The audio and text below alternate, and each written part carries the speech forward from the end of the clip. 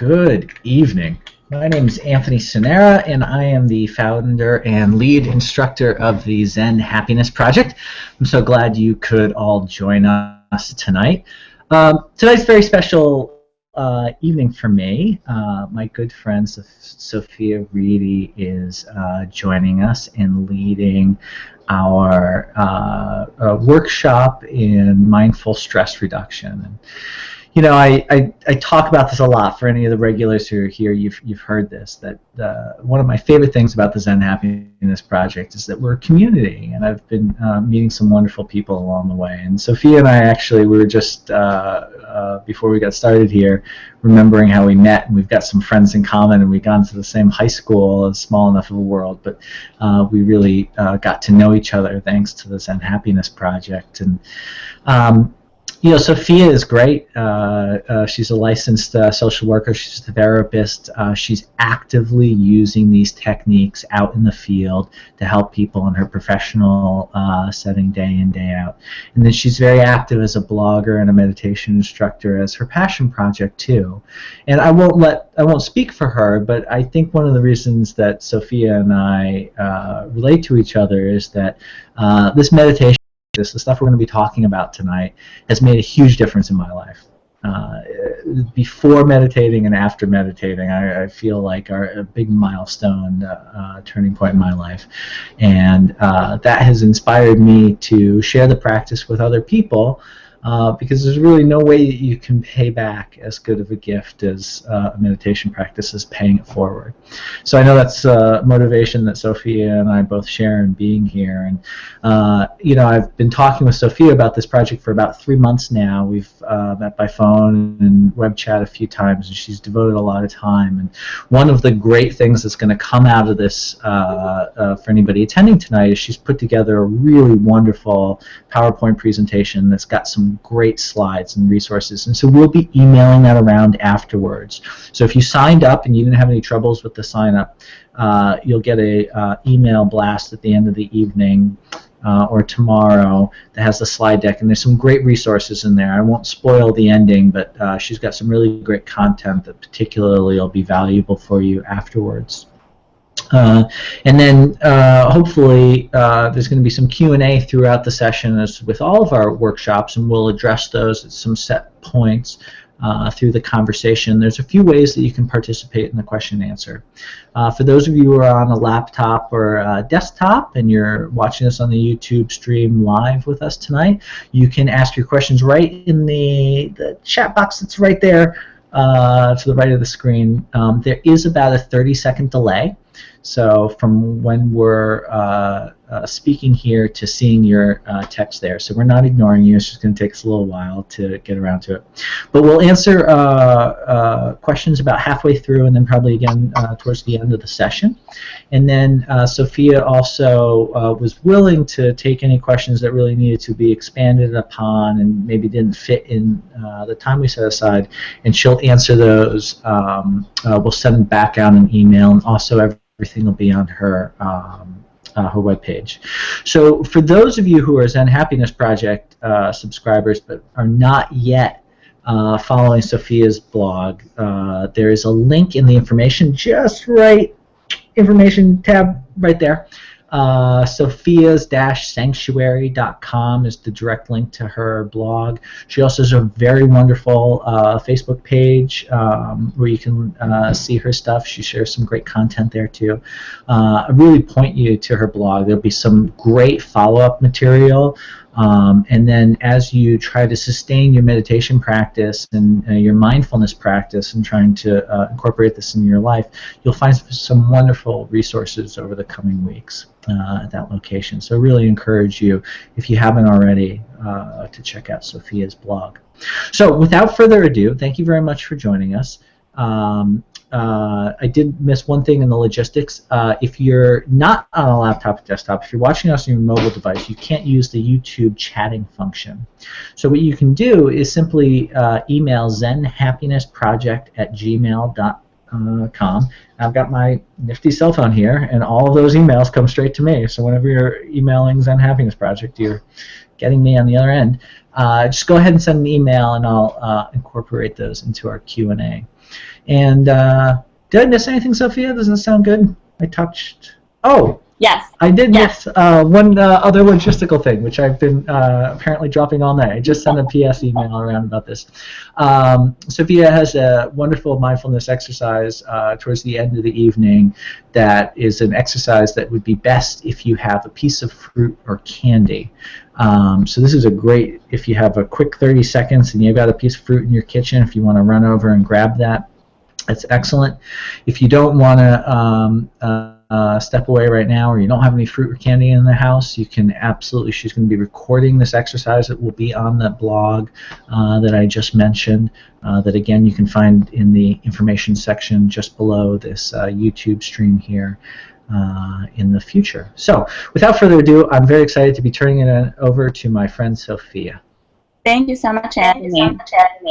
I'm so excited to be here and to do the work.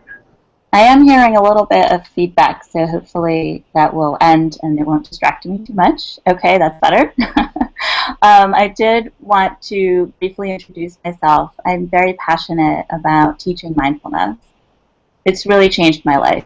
So in addition to practicing it with my clients as a therapist, I've also been practicing it personally in my life. And what actually got me started in this was several years ago when I was working with returning veterans from the wars of Iraq and Afghanistan. I had an opportunity to go to a retreat sponsored by an agency called the Coming Home Project. And it was out in Burlingame, California, and it was an amazing experience. We had an opportunity to learn about mindfulness and meditation practice as a way to heal, so that we could be better therapists and healthcare providers to veterans. But it changed my life personally, too. I started attending silent retreats on my own. I started practicing meditation here at home. I'm trying to incorporate it in my with my kids and my family. So there's so many different ways we can bring this practice into our daily lives. And that's what I'm trying to do through Sofia Sanctuary. So I started Sofia Sanctuary after having my own personal experience and overcoming some really difficult stressors we had in our lives that my family experienced a few years ago. And you can learn more about me and a little bit about my background going to my Facebook page. And you'll see that reference throughout the presentation tonight. And like Anthony said, you will get these slides emailed to you so you can reference them at any time, including the references and some apps that I have and websites that you can check out that I've used for myself that I think are really helpful. I did want to let you know just off the bat that any references I make to any websites or any books that I've read that I recommend, there's no commercial support here. I'm not getting any type of financial gain from it. It's just material that has changed me and that I use in my practice. And so I'm really grateful to be working with Anthony and the Zen Happiness Project, and really grateful to have all these wonderful teachers out there. So thank you for being here. We'll hopefully be able to walk through a few exercises together this evening, and I'll record them. Well, we have the YouTube link that you'll be getting. You can go back to them at any time, and I'll also be posting them to my blog as referenced here. So I did want to walk you through what I have in terms of an agenda for this evening. So let's take a look at that. We are going to start off, before I get into any type of information to share with you about what mindfulness is, how it reduces stress, I actually wanted to hit what I call hit the reset button and set our intention for the evening and perhaps ground ourselves. So I'll walk you through a mini guided mindfulness exercise. And it's about 5 minutes, might be a little shorter, might be a little longer. But this is our opportunity to kind of shake off the day. I'm sure, a lot of people have had a long day. I was just sharing with Anthony that just prior to getting on here this evening, I was upstairs and trying to get the kids settled down. They were running around screaming. And perhaps some of you can relate. And I did want to just say thank you to my husband who's up there getting the kids to bed this evening so I could be here with all of you. But let's be here now. Let's start this practice right here, right now, and then we'll get into some more information and some more exercises. So like I said, take a moment now to hit our mental reset button. I do invite you to close your eyes. Hopefully, if you're in a car, you've pulled over, or you're a passenger and you're not driving. So I did want to add that in there. But hopefully you're in a comfortable place, whether you're lying down or sitting in a chair is fine, or sitting on your pillow or on the floor, whatever is comfortable for you. Just take a moment now to take a deep breath down into your diaphragm. So it's above the belly button, right below the rib cage. Taking a nice slow inhale, allowing it to fill with pure, replenishing oxygen. And as you release the breath, slowly exhale out through your mouth. This is referred to as the falling out breath. Notice all the stress and tension melting away with each out breath, releasing what is no longer needed. Take a moment to just let the stress and tension go. If any thoughts enter your mind, thoughts about what you have to do later today or tomorrow, you can let them go as easily as they came. There's no need to focus on them now. Gently bring your attention back to your breath. Breathing in and breathing out. And again, noticing the stress and tension melt away with each out breath. Notice your feet on the floor or resting on the surface beneath you. Notice how letting go feels in your body. And if you're still holding on to any stress or tension, breathe into it, and on the out breath, relax your muscles. Take a moment now to do a brief body scan, starting with your forehead, eyes, and jaw area. Is there any tension? If so, again, breathe into it, and on that out breath, release that tension from your forehead, eyes, and jaw area. Allow your jaw to be loose and relaxed. Allow your eyes to gently rest. No need to squint. Notice your neck and shoulders.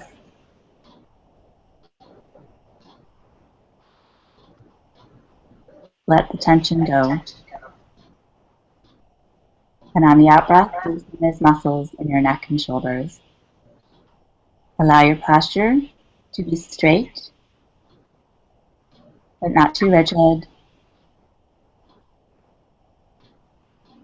Allow the surface beneath you to fully support you and keep your back and neck in alignment. Check your legs and feet. Are they loose and relaxed, or is there tension? Again, breathe into the tension and let it go.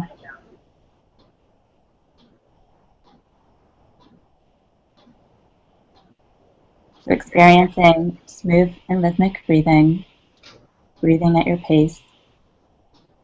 Body is relaxed. Mind is settled. Giving yourself permission to focus on our time together for the rest of the time that we do have together.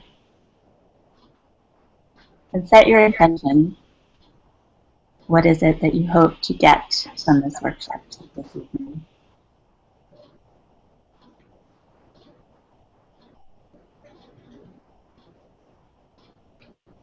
In a moment, we'll go back to our regular state of awareness, feeling refreshed, feeling calm, feeling open and receptive to the information that it will be forthcoming.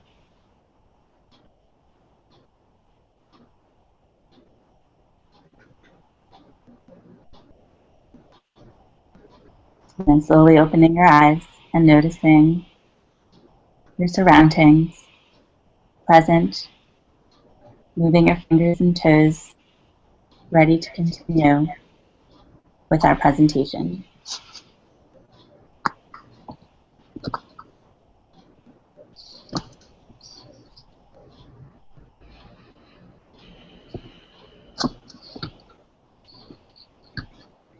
Okay, great.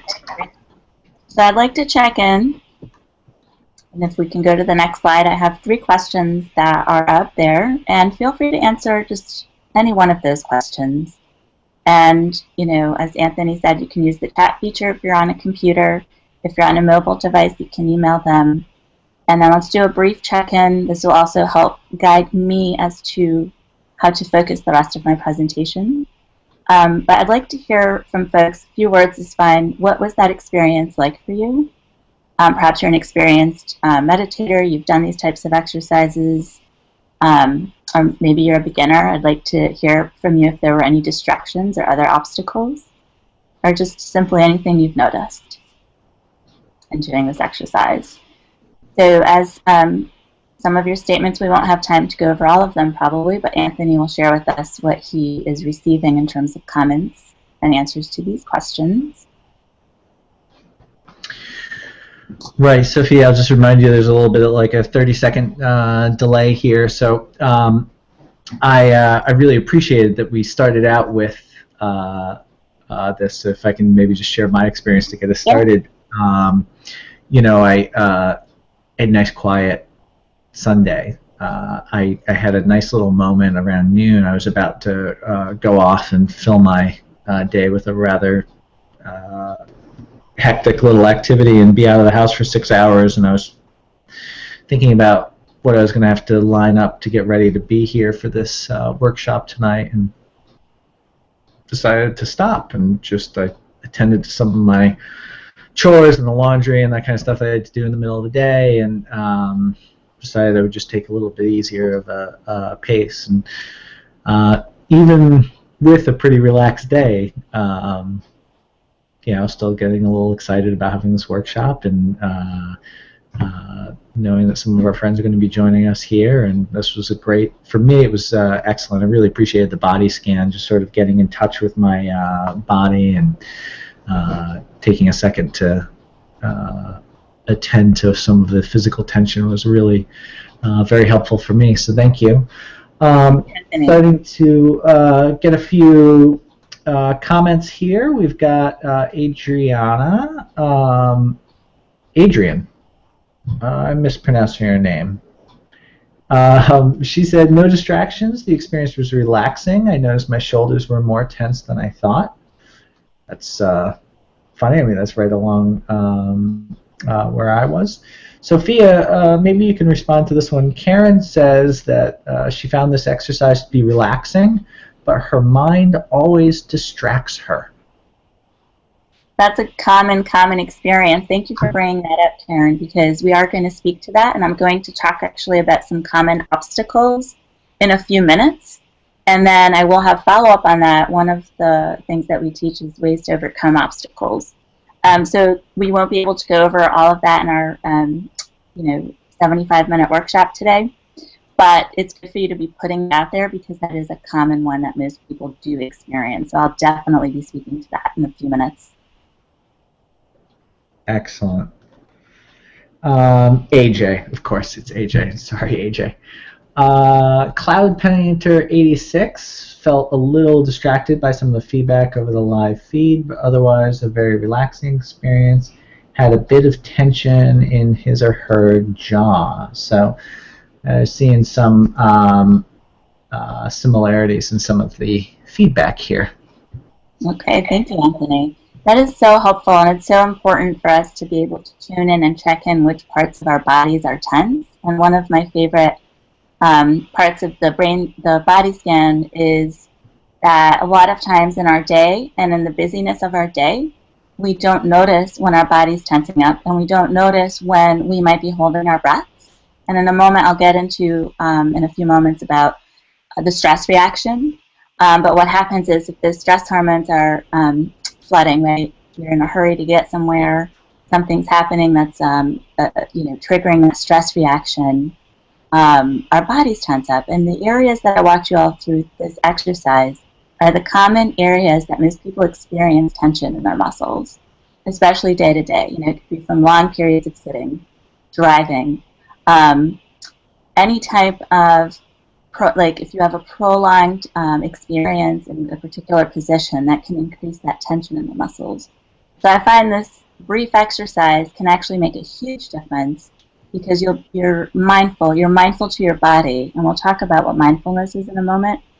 But you're going to be able to notice that tension. You're going to be able to actively and consciously breathe in and out of that and relax and even move those muscles. So we'll talk about different types of mindfulness exercises, and even I'll have some information to share with you about how we have moving meditations as a way to release that tension from our muscles. So great. I did want to get to the next slide and get into a little bit of information before we do another exercise in a little bit. But I wanted to highlight and just give you an overview of mindfulness. What is it in a nutshell? I did not come up with this definition. This is based on a definition by Jon Kabat-Zinn, who actually developed a program on mindfulness-based stress reduction, and it's being practiced here out. I'm from the Boston area, and it's out here at UMass Hospital that they've been implementing this program to help actually patients who experience chronic pain. So I've read a lot of Jon Kabat-Zinn's work, and we reference it a lot. He's considered the father of mindfulness, bringing it to the psychology field, the psychotherapy field, which is really amazing. But in a nutshell, mindfulness is about being here in the present moment with a full open awareness, and the key here is non-judgmentally. So in the group that I run, we do a mindfulness-based recovery skills group, and we talk, there's a lot of time spent on this piece of non-judgment and how we work with practicing non-judgment. It's hard to be fully in the present and experiencing the present moment if our mind is focused on judging thoughts and judging the experience. So here's where the mind comes in, and the mind can actually be a distraction. So mindfulness is a wonderful opportunity to tame that mind. And I did want to say a difference, because I hear about mindfulness, we hear about mindfulness, and then we hear about meditation, right? And the Zen Happiness Project, there's workshops on teaching you meditation practice. There's different types of meditation practice that people can do. And I just wanted to take a moment to look at and go over mindfulness versus meditation. What's the difference? Are they the same? Mindfulness is a practice of, as I said, being in the present, and it's also an opportunity for us to ground ourselves, where we can integrate our body with our mind. So how many people have experienced where perhaps, you were in a room and then you got distracted, right? You got lost in thought, and maybe even in a conversation, our mind starts thinking, what are we going to say next? So we're not fully even in a full awareness or fully present to the person we're conversing with. Or when people say, well, the person was physically present, but they didn't seem to be mentally there, right? They seem distracted. So that's a big piece of it. Mindfulness is about being here, integrating body and mind, fully there, fully attentive, and just accepting this moment. And meditation is actually one way that we can practice mindfulness. So for me, meditation practice has helped me learn to be mindful in my everyday life. And so now we practice mindfulness in everyday activities. And so I'll get to that in a moment, and actually we'll leave you with a challenge for the week at the end of this session about ways to practice mindfulness in our everyday lives. Okay, and that brings us to a little piece on, again, this is very basic. There's a lot more to it than what I have here on this one slide. But a lot of this, for me, I learned a lot about how mindfulness can reduce stress from Jon Kabat-Zinn's work. But even going back before that, in the 80s, Dr. Benson, Herbert Benson, you'll see a lot of these names referenced at the end. I acknowledge all the teachers I've had, not personally necessarily, but through my readings and through other workshops I've taken and other teachers I've had. I've learned a lot about this way that mindfulness can actually help with the stress reaction. So Dr. Benson did write a lot about this and incorporated it into the medical field. So when we're stressed, our brain releases chemicals, and that helps prepare us for fight or flight. So perhaps you're already familiar with this process. But what's happening is that Right now, everyday stresses, people are so busy.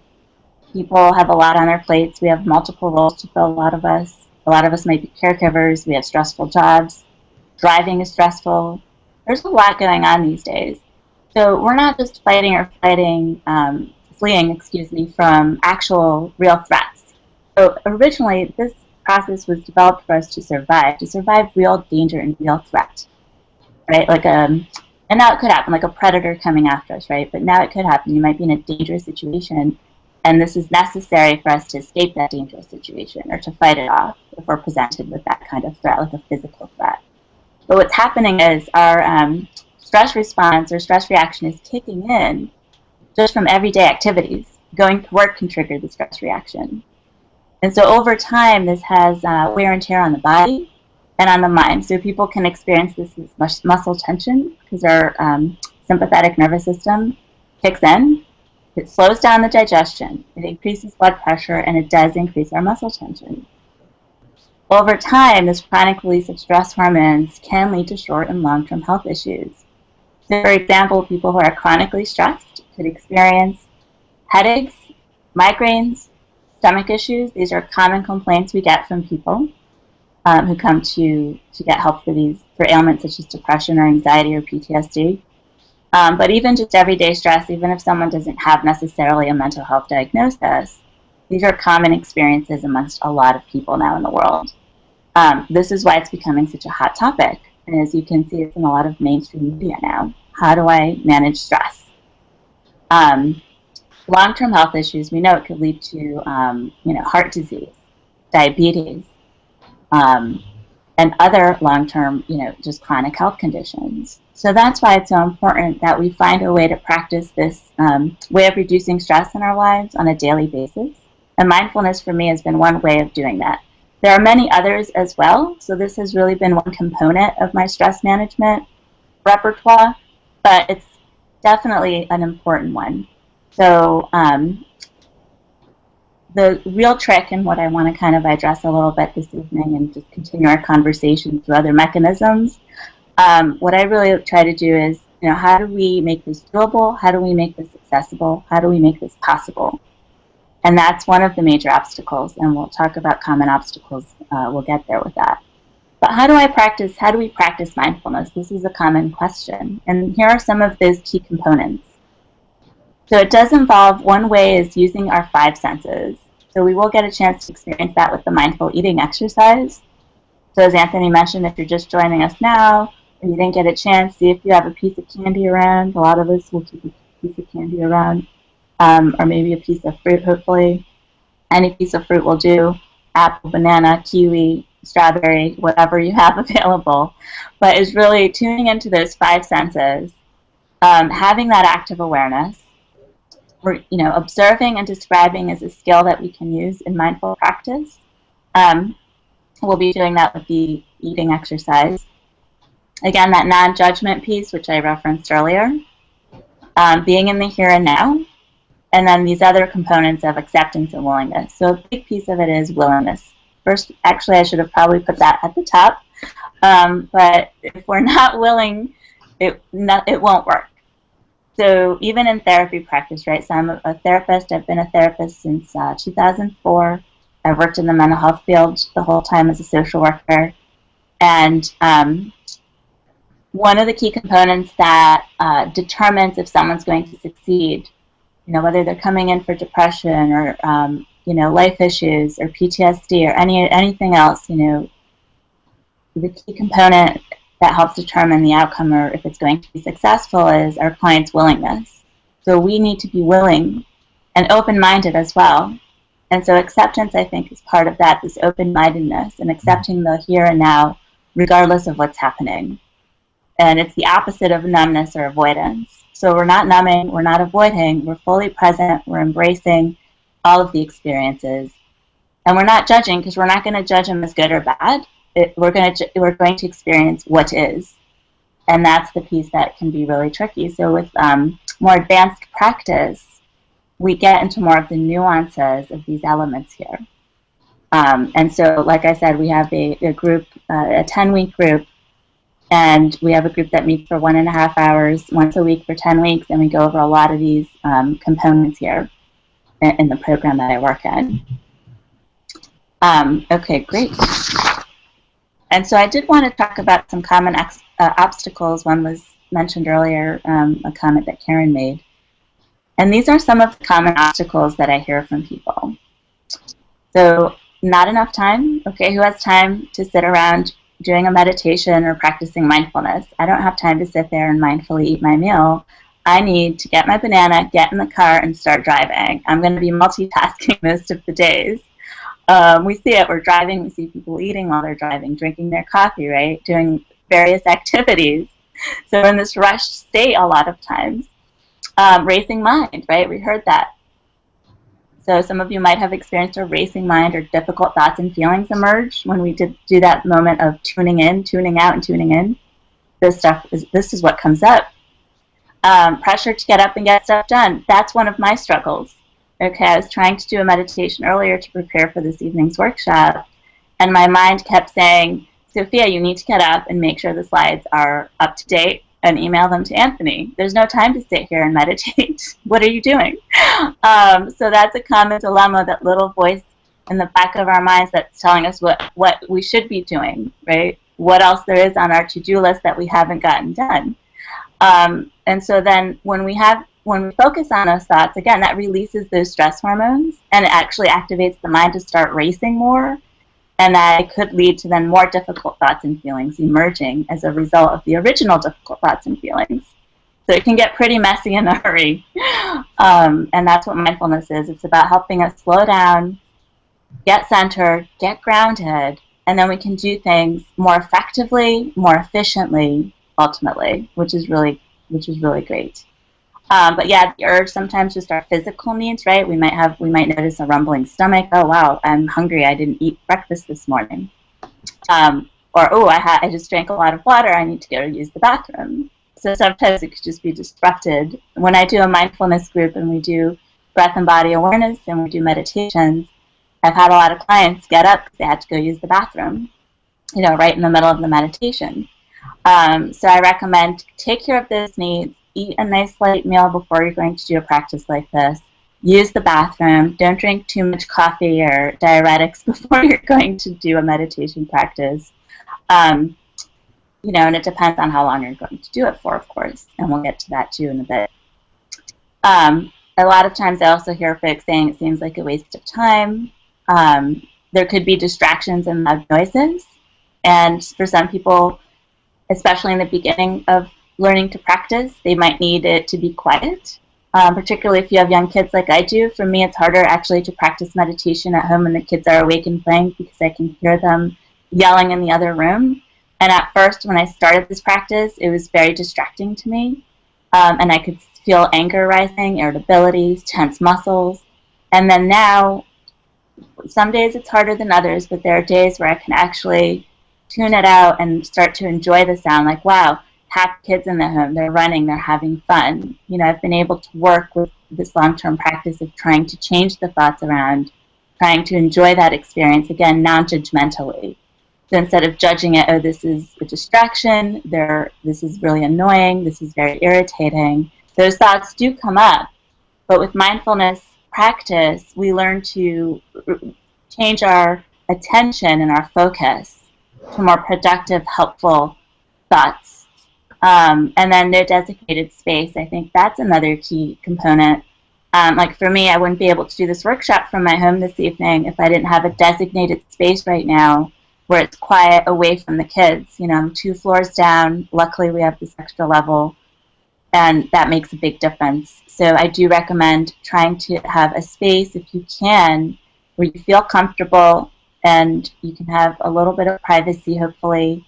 But really anywhere in your home, in your apartment, wherever you live, you could even make a nook. You can get one of those nice dividers that you can put up and put some,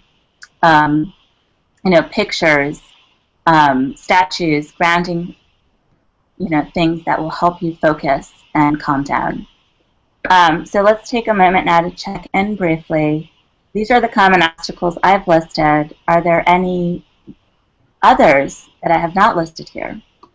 And Anthony, maybe you can speak to some of this while we're waiting for people's messages to come through. We were lucky too. The group jumped in. They're starting to catch on with our little tape delay here, so they've been offering some comments as well. And there's a nice little conversation about the shoulds. I think you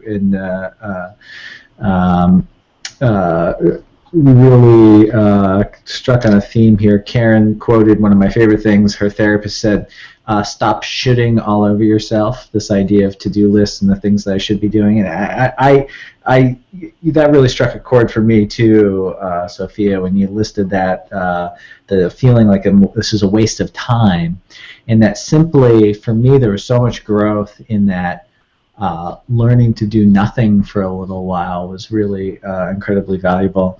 Danielle talks here about self-love being a challenge, which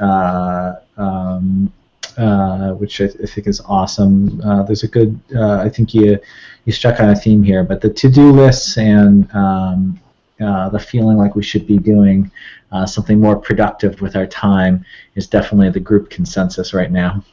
Thank you. That's so helpful. And thank you all for participating and sending in your answers and your comments. This is wonderful. I would like to add some more posts to this and address it on my Facebook page.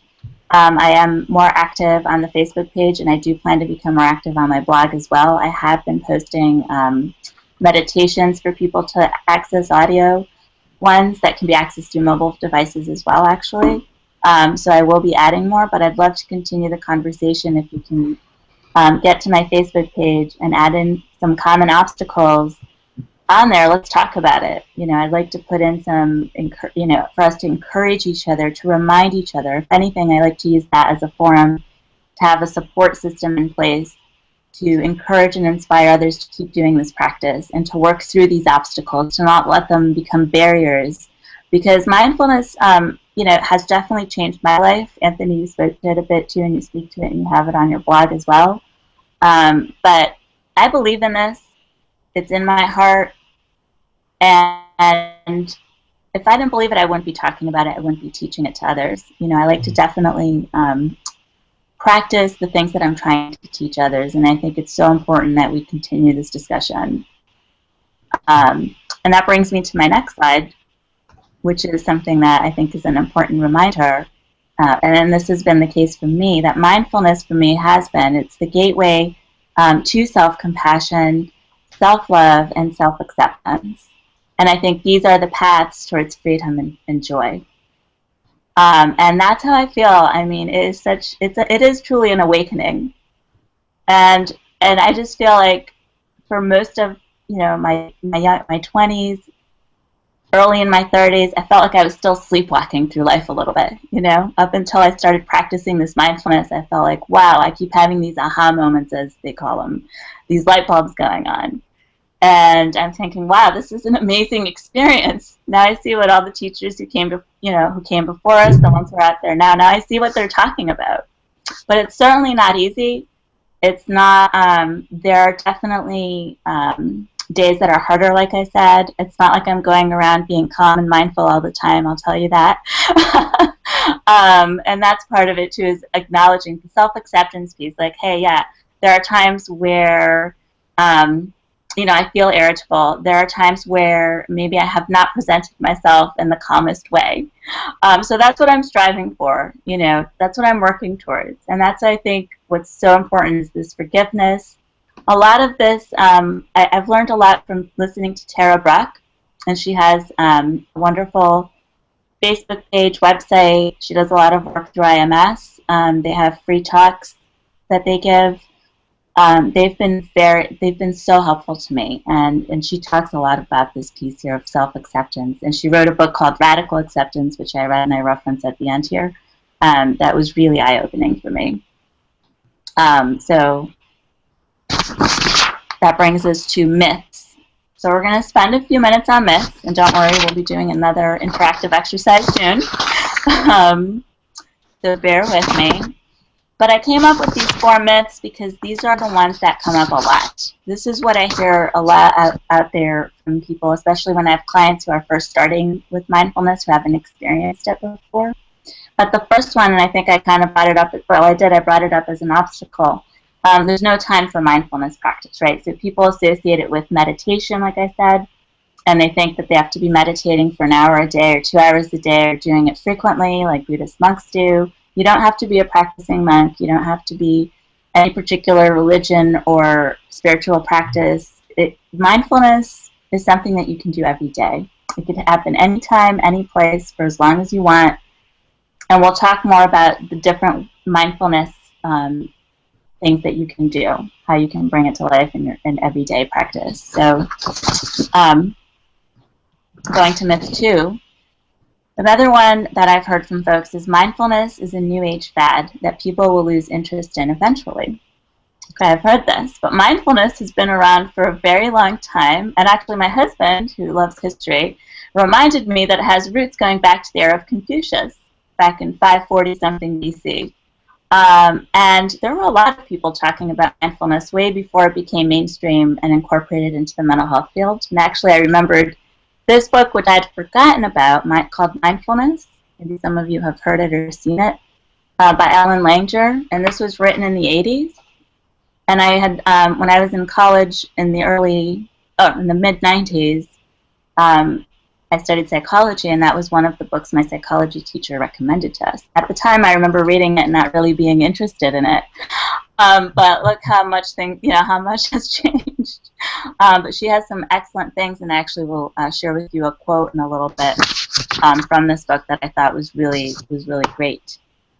So what was I saying? So it is, like I say here, mindfulness is quickly becoming what's considered, we call it evidence-based treatment, because there's research now showing how effective a lot of the treatments that we are trained to use with clients I work with veterans who have been diagnosed with PTSD, a lot of it military but also non-military trauma. A lot of the treatments have a mindfulness component to them, which is just amazing right now how far we've come with psychotherapy and making sure it's effective and what works.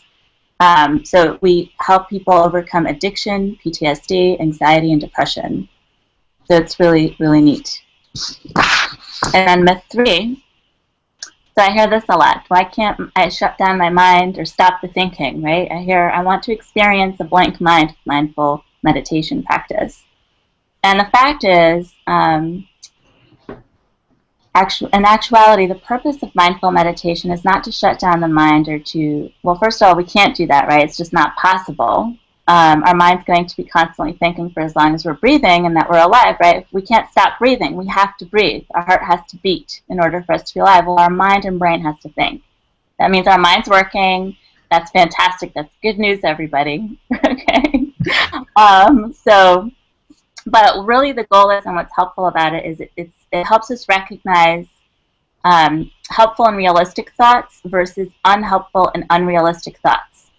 And we all experience both. And some of us experience one, if you look at scales, you got helpful, unhelpful on one end, and the other on the other end. And what happens is when you've experienced trauma or stressful life events, illness, death of a loved one, job loss, what happens is the stress kicks in. And again, when stress kicks in, the mind goes towards more of the unhelpful, difficult thoughts. And so with mindfulness practice, it helps us get things balanced a bit and refocused. But we still have to work through the difficult thoughts and feelings. We can't get rid of them. But, here's where self-acceptance comes in, and experiencing the here and now. Because as we know, we can't experience joy because we're also, for every emotion, we have the opposite, right? We experience light and day. We experience joy and sadness. We experience loss and then gratitude for what we have. So without one, we can't have the other. And that's what this is all about. So like I said here, the mind produces thoughts like eyes produce tears, right? There's a function, there's something happened, that means it's working, that's great. You want to have tears to wash out the dust from your eyes. Your mind's producing thoughts, that's a good thing.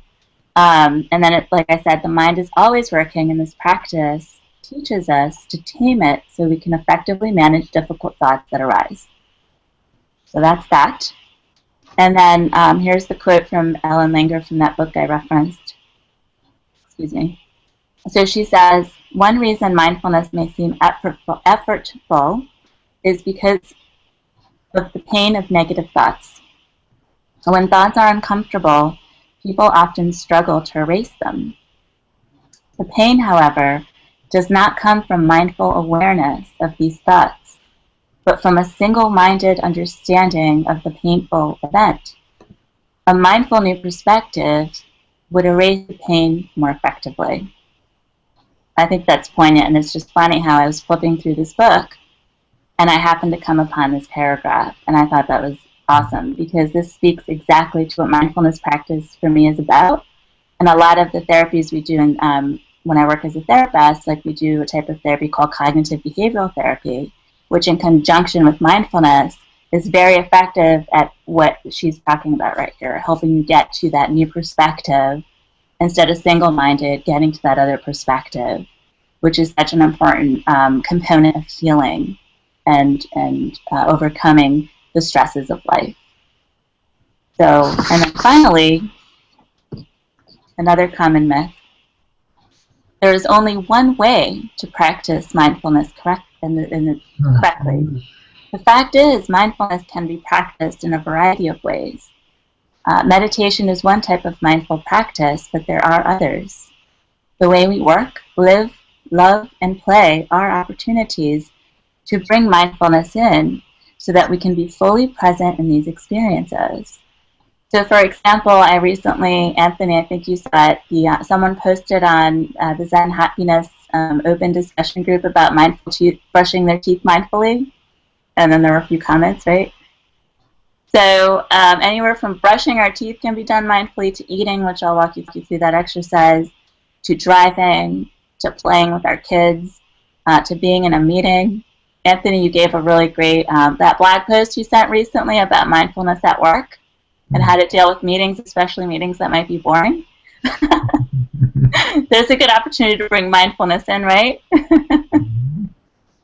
Can you speak to that for a moment? I don't know if everyone saw that post. Yeah, sure. So I love one of the things that I talk about in the monthly introduction we do to Zen meditation is that I love that we call this a meditation practice, because for me that question practice begs the question, or that word practice begs the question, what are we practicing for? And for me, it's really when I'm doing my seated meditation, that's not the destination. Right? It's not like my meditation cushion in my bedroom corner is like the sacred place and everywhere else is, not sacred. Right? That meditation cushion is where I go to practice and train how I want to be present to the rest of my life. Right? It's easier to be focused, to be mindful, to be fully and completely intimate with an everyday experience when I've got the lights dimmed and the candles lit and I'm not moving and I'm concentrating on my breath. Right? But when I take that practice, I bring it out into the rest of my life, that's when a practice is really taking a hold, and meditation practice is really taking a hold in your life. And so yeah, I love what you're talking about, Sofia. I mean, for me, it's the whole point. And this idea, I know you've said it, and I want to give a little amen choir to it. This idea that somehow I have to be off in a monastery in some sacred place meditating for hours on end in a robe is wrong, right? I've been driving to work. I got a little bit of a commute this past week, and taking an hour in the car with the radio off, just being present to that experience has been a real gift. So, yeah, thank you. Thank you so much for speaking to that, Anthony. And that's something I'll recommend too. I'm going to have, like I said, a challenge, and one of them is going to be, I believe I did put that in there, about mindful driving. Sometimes I find myself too just turning off the radio and wanting to just notice the sights in front of me. And it's such a different type of commute, you're right. And just slowing down, right? What's the rush? Just staying in that middle lane on the highway instead of needing to go down in the passing lane, right? So all these ways we can just slow down life a little bit. And tune in and really fully experience. Because I will say, when I speak to people of previous generations who maybe didn't practice this stuff, like we're at the forefront, like our generation, we have this amazing opportunity. We have these amazing practices here in the Western our Western society that weren't there many years ago, right? Or they were progressive, or they weren't really accessed or accessible. Because I know people, I hear them saying it all the time, like, wow, I don't know where the years went. Wow, I woke up one day and I'm 50 or 60 or 70, or my kids are grown up, and where the heck? And I remember, like, I hear grandparents saying, I didn't get to enjoy my children. I was always working. I was always busy. And I don't want that to be me. I don't want to grow up one day and say, wow, what happened? My kids are adults now, and I don't remember having fun with them, right? So this is how I bring it into my life. Is I want to enjoy every minute. I do a lot of Facebook posts about that. Enjoy every minute, appreciate, gratitude, all this stuff. So that's what that's what I'm trying to get out there. That importance of slowing down a little bit, which for me, that's what meditation's brought to me. But that brings me to a quote by Pema Chodron, she's amazing. I've read a lot of her stuff. I've listened to her talks. I reference her at the end too. She says, meditation practice isn't about trying to throw ourselves away and become something better. It's about befriending who we are already. And that's the self-love, self-acceptance piece here. It's about, we're not running away from ourselves. We need to be our own best friends. Whatever comes up, the difficult memories, the difficult thoughts, the urges, the difficult experiences, being there, being fully there, that's unconditional love. And so we need to offer ourselves that kindness, that love, and you'll hear this a lot from the teachers. Brene Brown talks about it a lot. If you're familiar with any of her work, she is out there. She did an awesome TED Talks on shame and overcoming shame, compassion. She does a lot about compassion. So, that's what she says. We need to be compassionate towards ourselves, love ourselves. A lot of people say it, or else we can't do that. We can't be there for others. It's hard to love others. So for me, meditation and mindfulness practice have brought that also front and center. Okay, before we take a 5-minute mindful break, I do have a tip. Try this at work. I do have my more guided mindful meditation breaks and visualizations at my site. But does anyone have any comments or anything? We're going to do questions after this mindful break, but anything anyone wants to check in about. And Anthony, do you have any comments? Thank you. I got a response here from Danielle. I asked while you were chatting where else people have been able to practice mindfulness, and Danielle is chiming in that she really enjoys the challenge of practicing mindfulness at work. If you can do it there, you can do it anywhere, which I think is a great point. I was just reflecting a little bit while you were chatting about this. Part of the reason that I love bringing mindfulness into the workplace is I find work environments to be that place where, in the modern hunter-gatherer sort of model that we've taken sort of this, cave ape, brain into modern society, right? We're sort of evolving to catch up to our new social realities, and I encounter a lot of fear at work, and especially as a manager, I find that the people who report to me, they bring a lot of, and I do this, I see it in myself with the way I interact with my bosses too, but our safety, our security is tied up in our paycheck, our well-being. We're so actively judged and watched. We're so in the modern workplace, contemporary office, we're monitoring metrics, and we're seeing how productive people are, and you're being clocked in and clocked out, and what percentage productivity, this and that, and right. And so there's just a lot of anxiety and fear, and we do our least best work when we're operating out of that part of our brain. And I think one of the things that great gift of a meditation practice in my life has been by being a calming and positive presence at work. I feel like I help give my coworkers something to anchor to. I feel like a positive influence on their life in terms of bringing the stress and anxiety level down. So I was thinking just a little bit about how great this is. We talk about it a lot in the Mindful Parenting, Mindful Families discussion group and the Zen Happiness Project in the Facebook group, is how important it is as a parent to really have a depth of a practice, to use all of those free moments, those, mindfulness, mindfully driving. If you're not going to have 30 minutes to sit quietly by yourself because you've got a bunch of children in the house, taking advantage of those few minutes that you can find sprinkled out throughout the day to really replenish yourself so you can be a resource to those around you. It's just excellent stuff. So I think we got a few other little comments here. Sorry to have gotten tackled away there. AJ mentions she went to a concert last week and looked down at her lotus flower necklace, and it was as if everyone else disappeared for a moment. It was a wonderful experience. I love that, right? This idea that part of why I think practicing mindfulness in everyday situations is so valuable. And actually, I'd be interested to hear what you say about this, Sofia, because you do work with people with PTSD, and you're probably more familiar with the topic. But for me, having that comfort, and I really use my breath as my anchor, right? It's really what I return to. So if I'm sitting in that boring meeting that we referred to earlier, what I'm doing is finding my breath. I am in touch with the other senses, but my primary is the physical experience of the breath in my body. And I feel like I just always have this safe place to return to. Do you find that for people who suffer from PTSD that a mindfulness practice, as it matures and becomes sort of more ingrained in their life, that it becomes sort of like almost muscle memory, that they've got this thing to return to?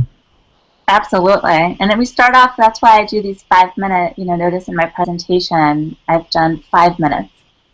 Starting with that 5 minutes and then building from there is so important.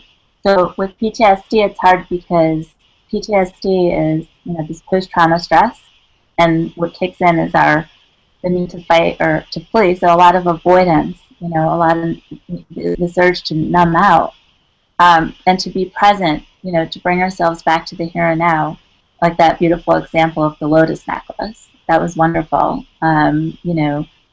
Just what's going to bring you back? This is why I came up with the term sanctuary here.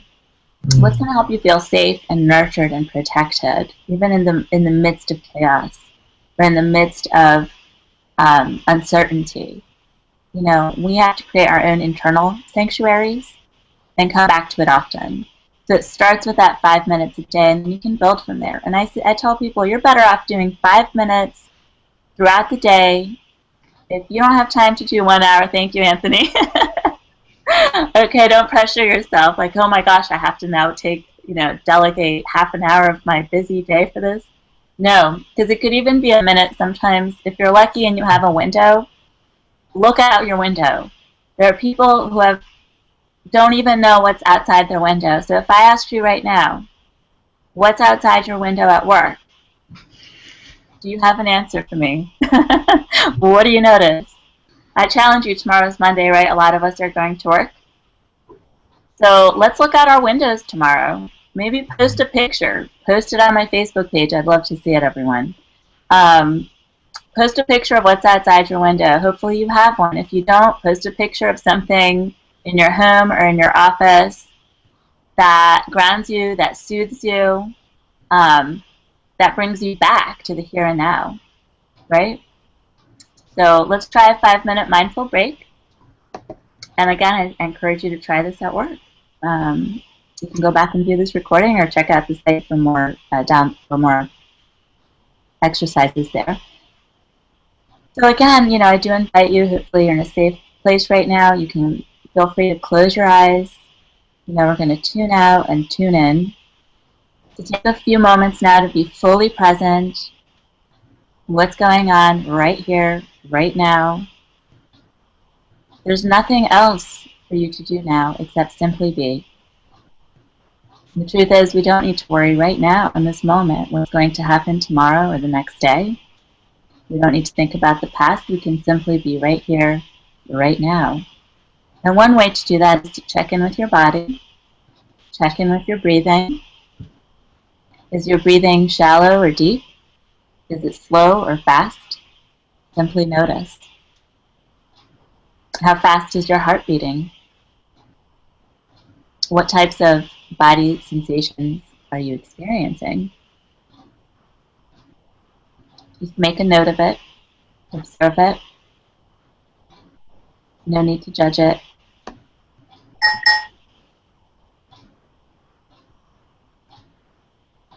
Simply notice without judgment or the need to do anything about it. So noticing any points of tightness or tension. Noticing any types of thoughts that you might be experiencing that are entering your mind. Simply observing and simply being. If thoughts enter your mind about what you should be doing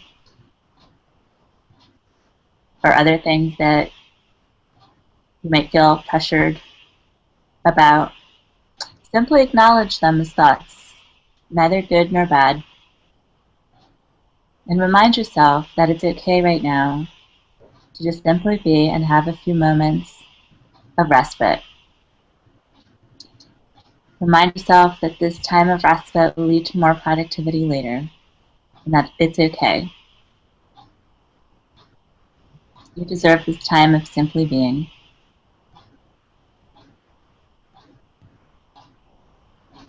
And you can bring your attention back to your body and your breathing. You might notice your breath. You might notice how your body moves with each in-breath and on the exhale.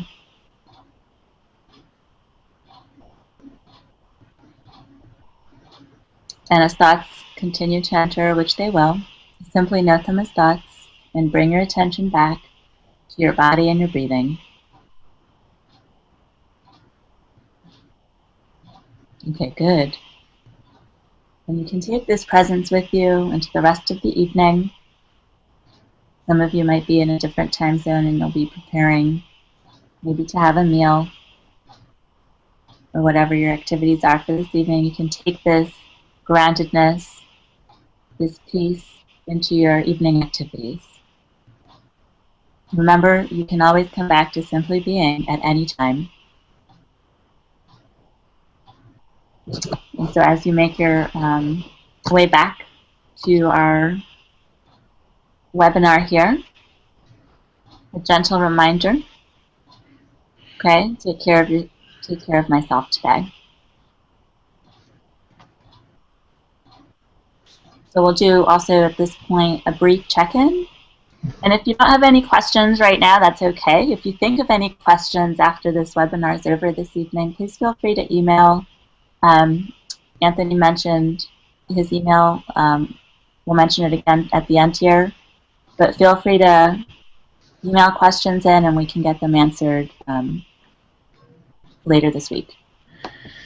Thank you, Sofia. I'm really I'm getting a good bit of personal gratification out of the mindfulness breaks here. This has been wonderful for me. Thank you. So our first question comes from Amanda. And Amanda, I'm just so glad you joined us. Thanks for being on here today. Amanda is one of our moderators for 2 of the discussion groups, and she's very active. She when we were having the phone calls a little more regularly, she was generally there for those conference calls, so it's always nice to see Amanda's name. Amanda said, when connecting with the breath and breathing, I've heard of 2 different ways. The first is breathing in your nose and out your mouth, and the second is breathing in and out of your nose. I think it has something to do with activating your parasympathetic or sympathetic nervous system. Any thoughts on which one is better or at least more effective? Wow, that's a great question. Thanks, Amanda. And I've actually taken a lot of different types of yoga classes in which I've learned both types of breathing exercises. And I was able to practice breathing in and out through the nostrils, different techniques of doing it that were effective for just releasing stress and tension, clearing the mind, activating the senses. It was a good way to wake up and get alert. And then in other yoga practice, like Kundalini yoga, which is a lot of movement in conjunction with breathing in and out, which is a wonderful practice. If you haven't tried it, I encourage folks to give it a try, an introductory maybe. They have them available at different ashrams or in the community. But it was really so healing, and a lot of those, I've heard them referred to as the falling out breath, so breathing out through the mouth. And I'm not a yoga teacher, but just in my practice as a student, I've found benefit from both types of breathing in and out exercises. And ultimately what I say is listen to your body and do what feels right for you during your practice. Try both ways and see what your body needs at that time. And that's really my opinion on it. And if Anthony, you want to add anything to it? I really want to second that that last point. I mean, I think that's one of the things I try to touch on a lot in the introduction workshop is that there is no right or wrong way. You said this yourself earlier, right? I really do recommend that people sort of pick one thing and try it for a little while, and that you need to develop a little bit of familiarity with any kind of practice before we move on. For example, I've been doing a loving kindness practice for the last 2 weeks as an add-on to my normal meditation practice.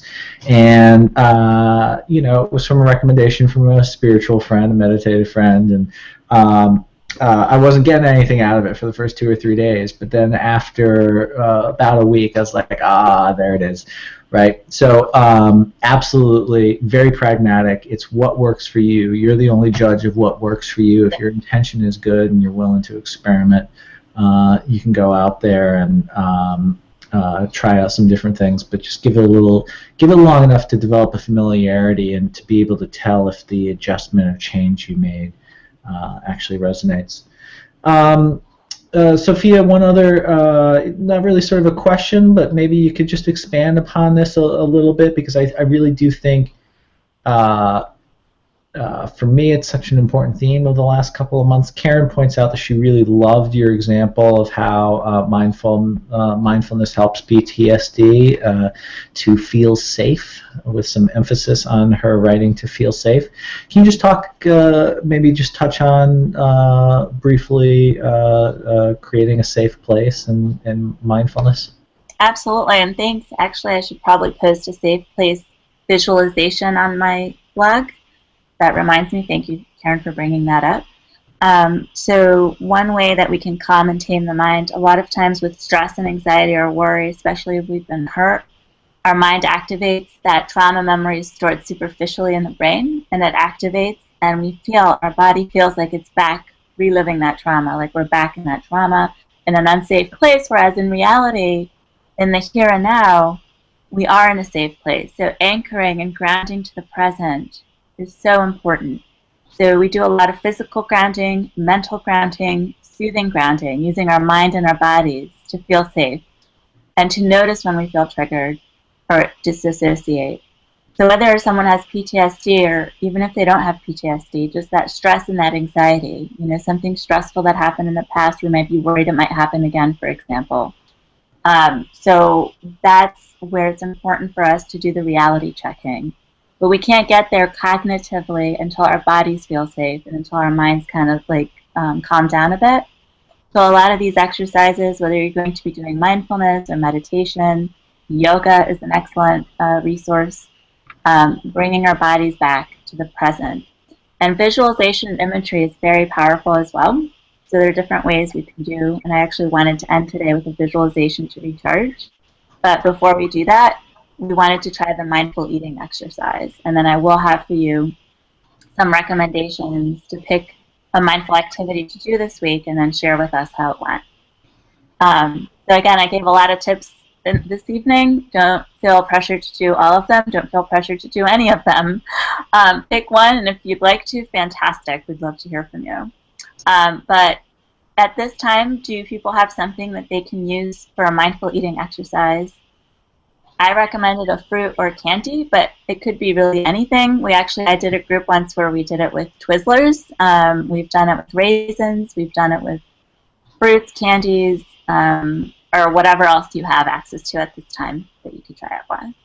So in a moment, we'll get started. So feel free to access whatever it is you're going to use for this at this time. And if you don't have, excuse me, a piece of fruit or candy or food to use, that's okay. Just simply listen to the instructions. It won't be that long. I'm going to give you a mini version of this exercise for this evening. And please bear with me. If you have time, I know we're getting towards the end of this workshop, the 75-minute designated time. But if you have an extra 5 or 10 minutes, well, maybe 10 minutes, I would say, and you can stay on for the visual recharge, I would love to also walk you through that before you sign off this evening. And if you have to sign off, hopefully we'll see you on the blog, on the open discussion group, and we can continue this conversation. Okay, so in a moment I'll get started. So I want you to pretend that you haven't seen this item before, okay? It's an item. It's a brand new thing that you're going to try. You don't know what it's even called. So we won't even put a name to it. So I want us to start by fully focusing your attention in this moment on this item that you selected for this exercise. So we're going to use our sense of seeing, okay? And fully observe it. So we're going to do the observing and describing. So in your mind right now, take a few seconds to look at your object. I'm going to call it an object. Look at it, observe it, and describe it. What do you see? I'll give you some suggestions. You know, is it smooth? Is it rigid? What colors do you see? What type of texture are you observing, or the size of it? Just simply noticing through your sight what it is you're seeing with this, on this object. With full awareness and full attention focused on this object.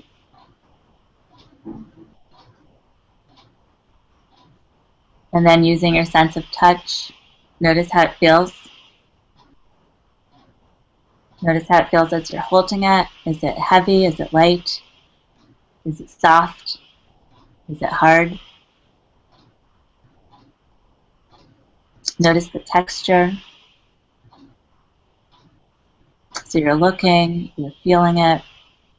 Perhaps you're trying to see how it feels. Does it feel the same in one hand versus the other? Or do you notice any differences in the way it feels? Perhaps you're rubbing it through your, between your fingers, different parts of your hand. You're just noticing, is it smooth or textured, fuzzy, mushy? So really notice what it's like. Again, you've never seen anything like this, so with this curious, open awareness. And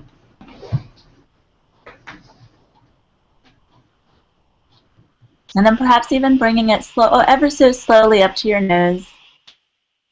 So smelling it, noticing the scents.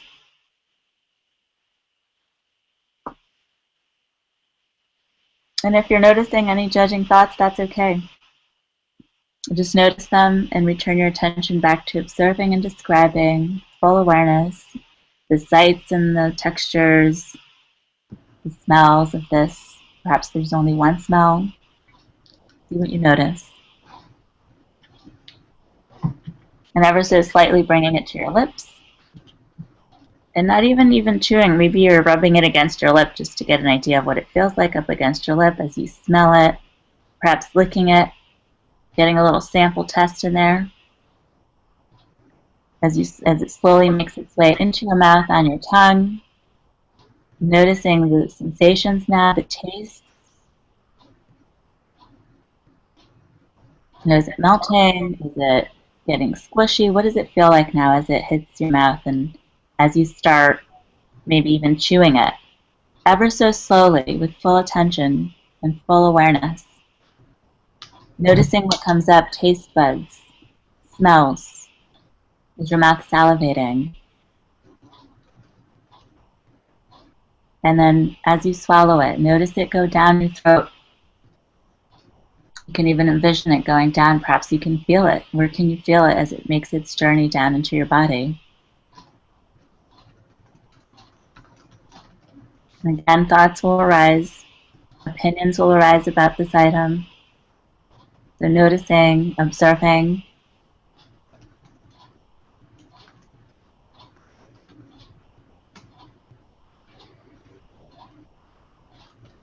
So just doing a quick check-in on this mindful eating. Again, it was a little mini version of that to really slow down the eating, experience it with all your senses, noticing it, slowing it down.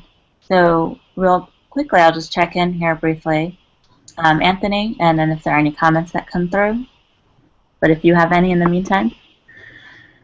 I didn't pick a great item for this. I had a peanut. So my primary experience of it was wanting more peanuts. not to, it's just true. The sensation of getting the salt on my lips and really experiencing that was great. I was lucky I had a little seltzer here. Would you mind if, while we see if there are any comments from the group about the mindfulness eating exercise, I'd be curious to hear if there are any questions or just people sharing their. But we have somebody new just joined the group and asked the following. Well, I don't know if it's so much of a question, but seems sort of a statement that I thought maybe you'd be best qualified for addressing. This person says, I'm embarrassed to ask this. I have an anxiety disorder and years ago had panic attacks. Years later, I still fear the panic attacks, which involve my feeling of not being able to breathe. Focusing on my breathing freaks me out. So that was the statement. So, I've got a little bit of experience with that, but we've got a, full-fledged expert here, so I'd love to hear what your reaction to that comment is. Oh, absolutely. And for me, any question is an important question, and thank you so much for being open and asking that question. I myself have a history of having experienced panic attacks, so I very much can relate to what that is like, and that feeling of not being able to breathe, and then the worry that can come up from it. So I have heard many different approaches on this. In mindfulness and meditation, like I know we do, in treating PTSD and anxiety, we do a lot of like the diaphragmatic breathing, slowing down the breathing, taking full breaths. But if breathing is a trigger, then you're going to ease into that. You're not going to start off your practice with that. So a lot of the meditation teachers that I've learned from have reminded me that you don't necessarily, or with this mindfulness practice, there are, this is where the guided meditations, let me just pause for a minute. The guided meditations, some of them could be triggering for some people. It might not be appropriate for everyone. So I always let clients know, please swap in if this doesn't work for you.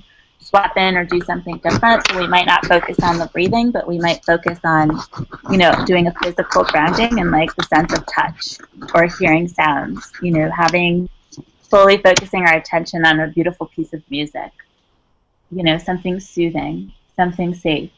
So breathing might not be the same thing for someone off the bat. So thank you for bringing that up. In that case, you're going to want to focus your full awareness on something else. And then over time with practice, and hopefully maybe even with a good therapist or teacher or guide, working your way into the mindful slow breathing and working on the breathing exercises. So that's just my quick off-the-cuff response to that, to what I heard. Awesome. We had Julie here says she has to admit that was fun but a little weird. I have a whole new appreciation for mini peppermint patties. Awesome.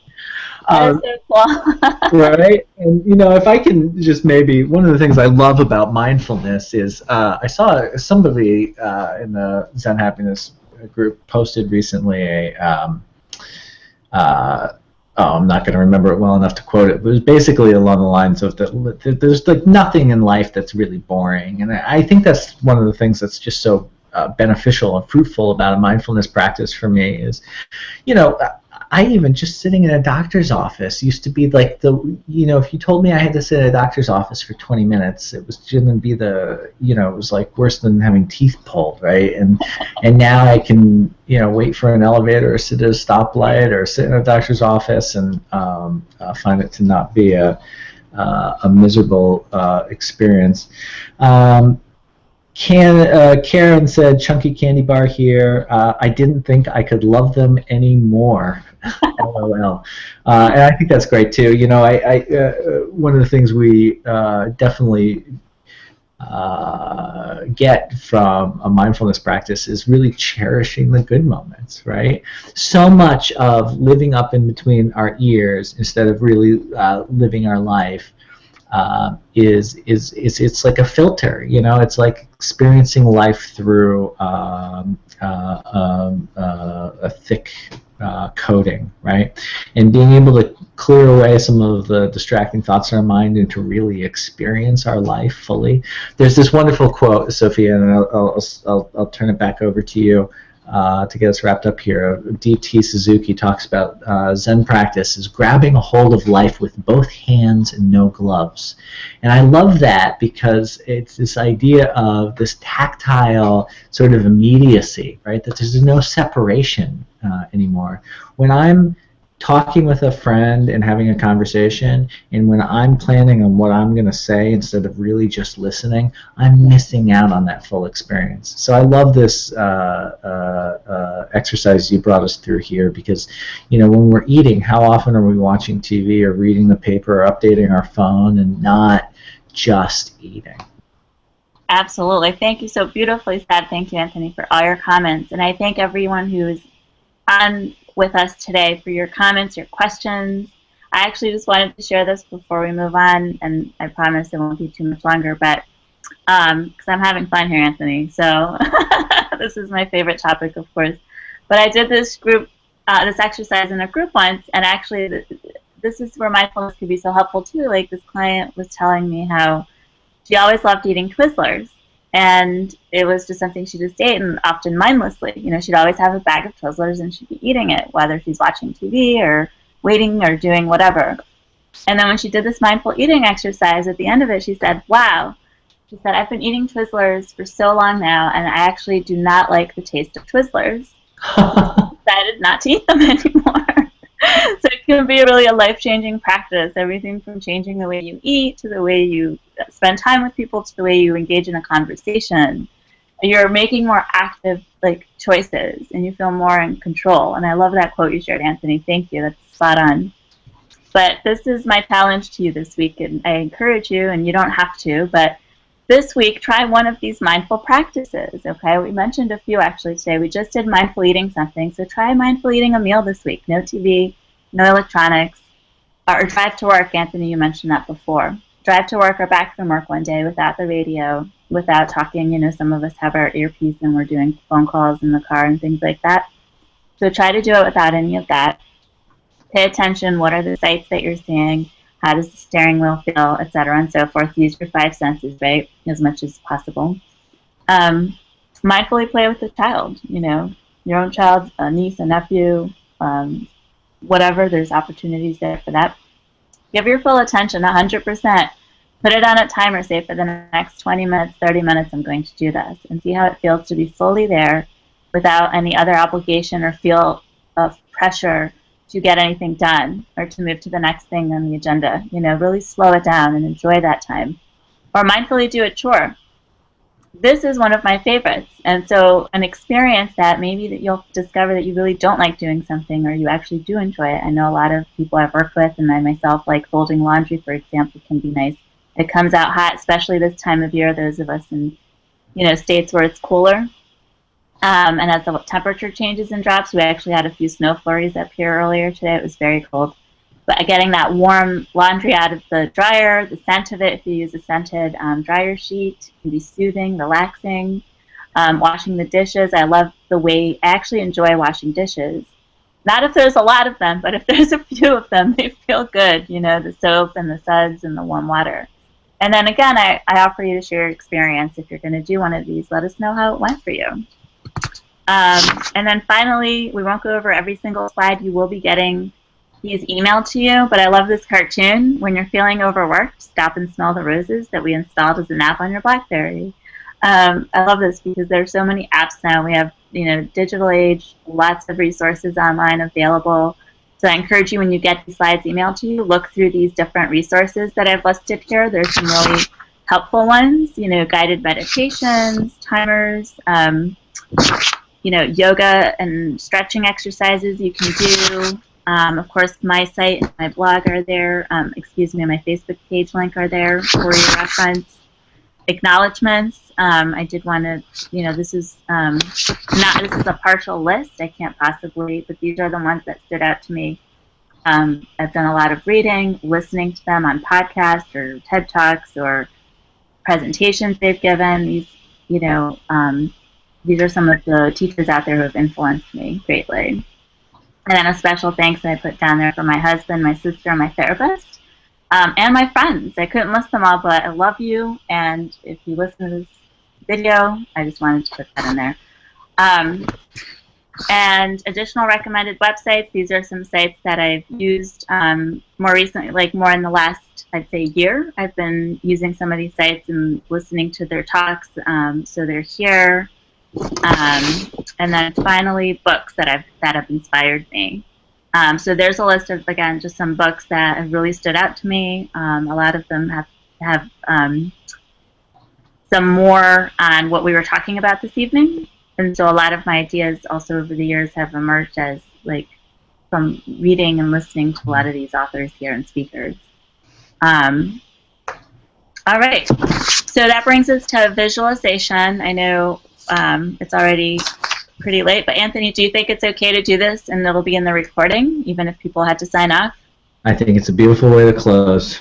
Okay, great.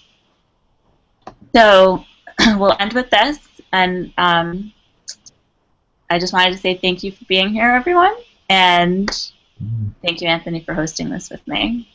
So we'll end with this. Okay, so let's just take now a few minutes just to recharge here, a visualization. So again, I invite you to close your eyes. So for a lot of us, it's been a long day, and there's also been a lot of information to absorb.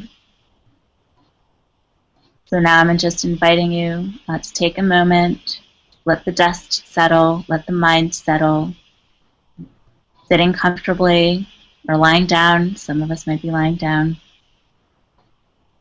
So, arms gently resting beside you or on your lap, however they feel comfortable. If you're sitting, your feet are firmly on the floor. If you're lying down, just resting your legs and noticing your body resting on the surface beneath you. Noticing your posture. Allowing yourself to feel fully supported.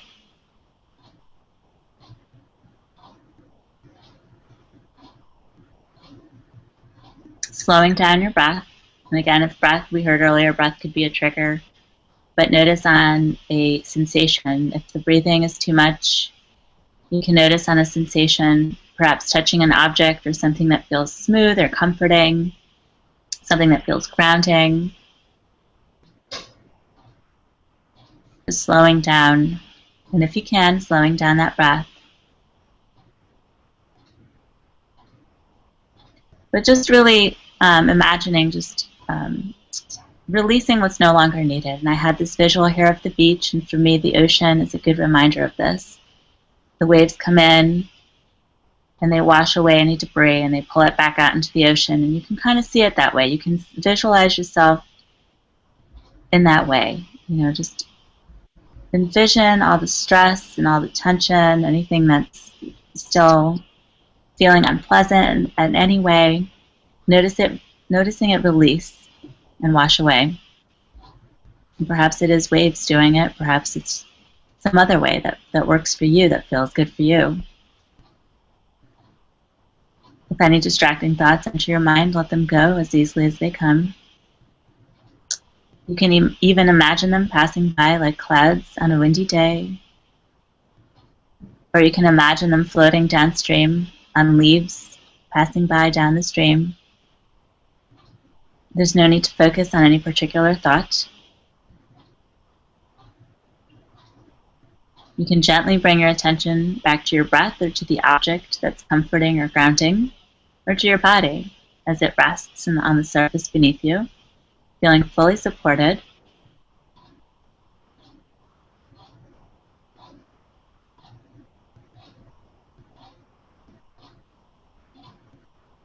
And then think back for a moment in this restful place. Think back to what your intention was, what brought you to this workshop this evening.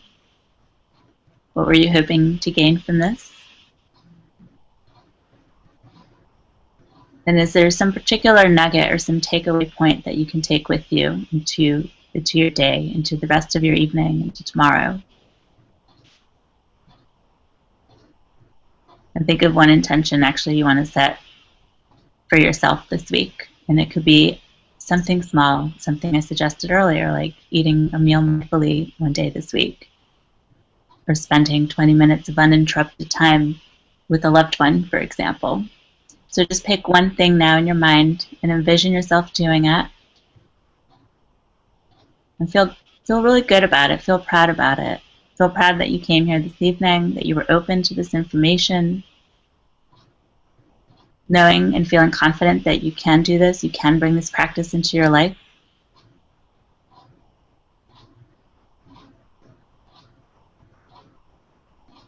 So just sit with this for a second.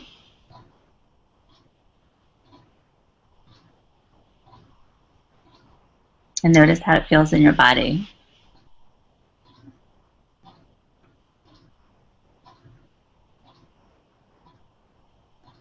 And as I count, I'm going to count in a moment here. As I count to 3, we'll return back to a normal state of alertness. Just remembering you can take this positive energy with you throughout the evening and into your week. And we'll start with 1. Opening your eyes. And 2, stretching, wiggling your fingers and toes, moving around a bit. And 3, feeling energized, feeling refreshed, feeling ready to continue with the evening and to have a wonderful week this week.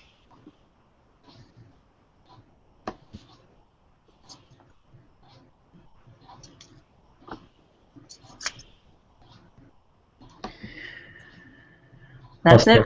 Yeah, thank you so much. This was just a wonderful session. I really appreciate the service work you did today. I really, there were a bunch of people on the video today, and the way these things work, I'm sure there'll be a lot of people who were signed up that'll be watching this in the coming days. And again, I really urge you folks, check out Sofia's blog. She's very responsive.